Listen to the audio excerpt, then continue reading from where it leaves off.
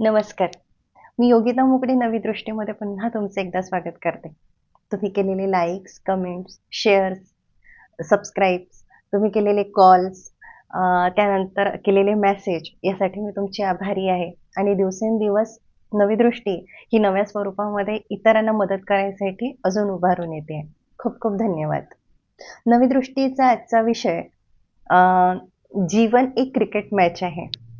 हा सुद्धा विषय एका चर्चात्मक किंवा एका प्रसंगातून अनुभवलेला आहे आणि त्यासाठी मी स्पेशली अरिनिता मॅमचे आभार मानते. म्हणजे आजच्या विषयाला त्या कारणीभूत आहेत. खूप खूप धन्यवाद मॅम. जीवन ही क्रिकेटची मॅच आहे. खरं पाहिलं तर आपण नेहमीच ऐकलं असेल, जीवन एक समायोजन आहे, जीवन ॲडजस्टमेंट आहे. अशा प्रकारचे आपण बरेचसे वाक्य पाहिले आहेत. जे समोर वाढलेलं आहे ते मुकाट्याने गिळायचं असं आपल्याला नेहमी सांगण्यात येतं किंवा कोणी जगताना दिसतो किंवा आपणही तसंच जगतो. बघा, कदाचित जीवनाकडे बघण्याचा दृष्टिकोन सर्वांचा हा वेगवेगळा दिसून येतोय. परिस्थिती म्हणा किंवा त्यांचं वातावरण म्हणा, वेळ काळ याचा दृष्टिकोन म्हणा, बऱ्याचशा गोष्टी त्यामागे जबाबदार आहेत.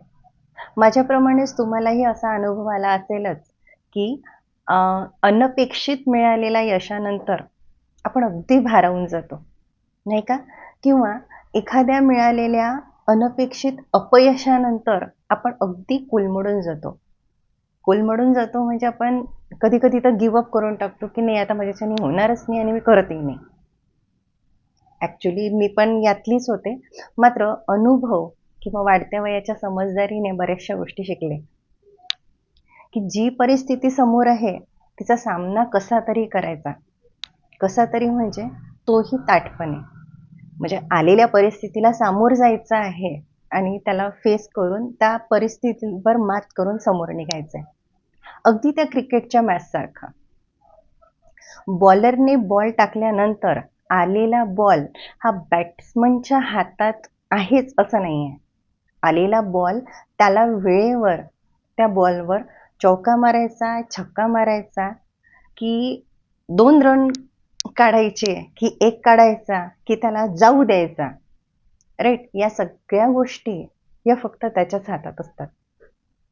पण त्या पिचवर काहीही करून आपल्याला तिथे टिकून राहायचं आहे, हा त्याचा मात्र अतोनात प्रयत्न. आता आपल्या जीवनामध्ये सुद्धा याच प्रकारची क्रिकेट मॅच चालू असते. म्हणजे आलेला बॉल ही आपल्या जीवनातल्या परिस्थिती आहेत. परिस्थिती जी जी आपल्या समोर येते आहे ते आपल्या जीवनातील बॉलचे टप्पे समजा. आणि मग त्यासाठी आपण आऊट न व्हावे यासाठी गिवअप करू नका. आलेला बॉल कशा ना कशा पद्धतीने समोर ढकलायचा आहे. शक्यतो त्याला पॉझिटिव्हिटी किंवा एखादी सकारात्मकतेचा आधार जोडून, अनुभव जोडून तो तुम्ही समोर जावा. आणि म्हणजे गिवअप करू नाही आणि त्याला पार पाडून तुम्ही जा, यश नक्कीच मिळतं.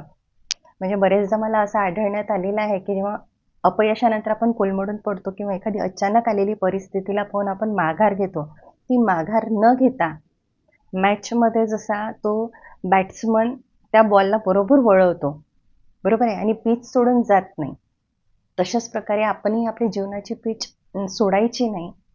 तर आलेल्या बॉलवर मी छक्का कसा मारू शकेल किंवा चौका कसा मारू शकेल हा करण्याचा प्रयत्न करायचा, नाही का? मग तुम्हाला पटतंय ना? नक्कीच तुम्ही सहमत असाल. तुमच्या जीवनाच्या या मॅचसाठी तुम्हाला अनेक अनेक शुभेच्छा. धन्यवाद.